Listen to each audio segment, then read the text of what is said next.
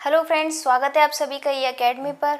और आज हम पढ़ने वाले हैं कोशिका के भाग के बारे में, यानी कि कौन कौन से पार्ट होते हैं सेल के। तो इस बारे में हम आज डिस्कस करेंगे।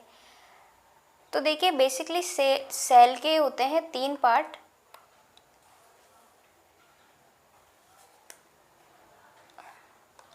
फर्स्ट है कोशिका झिल्ली, यानी कि इसको बोलते हैं सेल मेम्ब्रेन। सेकेंड है न्यूक्लियस एंड थर्ड है साइटोप्लाज्म, यानी कि कोशिका द्रव्य। तो ये सेल के पार्ट्स होते हैं जिनके थ्रू सेल की जो सारी एक्टिविटी होती है वो कंटिन्यू होती है। तो देखिए, सबसे पहले देखते हैं हम सेल मेम्ब्रेन क्या होती है।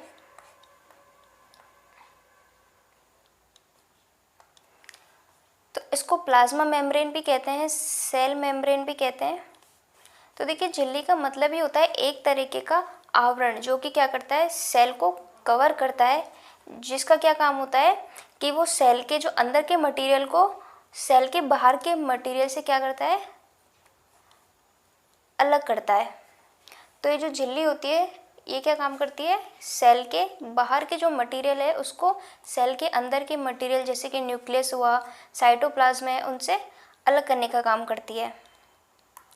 नेक्स्ट है, ये झिल्ली पदार्थों के अंदर तथा बाहर आने में हेल्प करती है। यानी इस झिल्ली का क्या काम होता है कि कई सारे पदार्थ हैं जैसे कि CO2, O2, उनको क्या करती है, सेल के अंदर आने और बाहर जाने में हेल्प करती है। इसलिए इसको कहा जाता है सेलेक्टिवली परमिएबल मेम्ब्रेन, यानी कि क्या करती है, सेलेक्ट करती है सब्सटेंस को ताकि वो सेल के अंदर और बाहर जा सके। तो ये होता है झिल्ली का मेन काम। और देखिए, जो झिल्ली होती है ये एक फ्लेक्सिबल लचीली होती है, और जो प्लांट में प्रेजेंट होती है उसको बोलते हैं सेल वॉल। वो क्या होती है, कठोर होती है, जबकि जो सेल मेम्ब्रेन होती है वो कठोर नहीं होती।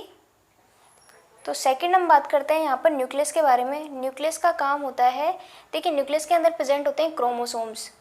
क्रोमोसोम क्या करते हैं, DNA के थ्रू जो पेरेंट्स से गुण होते हैं उनको संतति में यानी कि उनके बच्चों तक ट्रांसफ़र करते हैं। और इसके बाहर भी एक झिल्ली होती है जिसको कहा जाता है केंद्रक झिल्ली।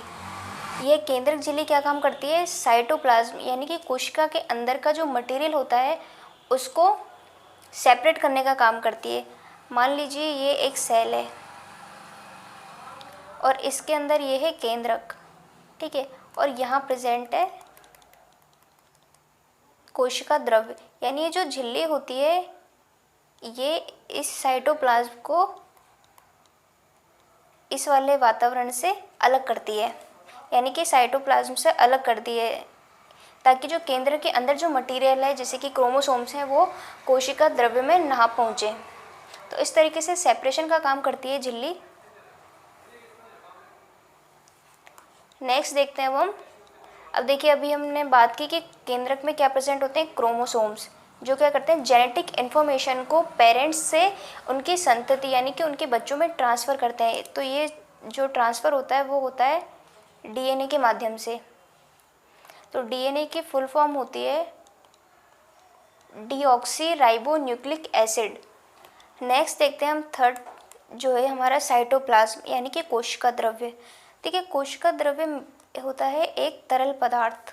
अभी हमने बात की, ये एक सेल है, इसके अंदर प्रेजेंट होता है न्यूक्लियस और यहाँ प्रेजेंट होता है ये साइटोप्लाज्म। तो इसी तरल पदार्थ को कहा जाता है साइटोप्लाज्म।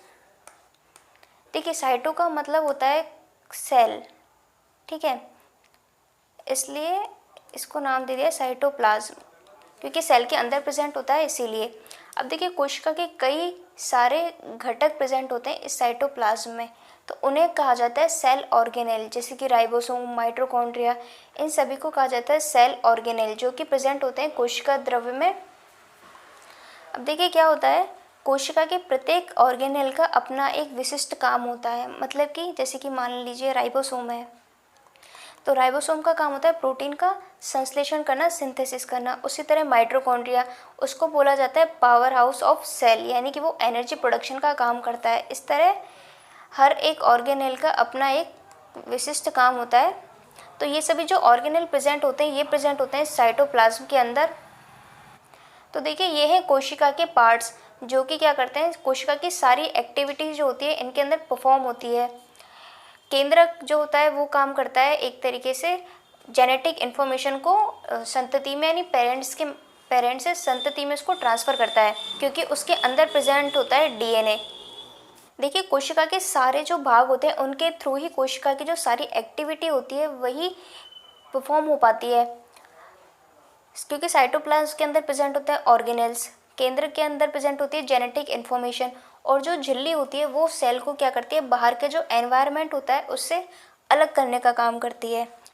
तो दोस्तों, ई अकेडमी को ज़रूर ज्वाइन करें और डाउनलोड करें ई अकेडमी ऐप, और वीडियो को लाइक और सब्सक्राइब करना बिल्कुल ना भूलें।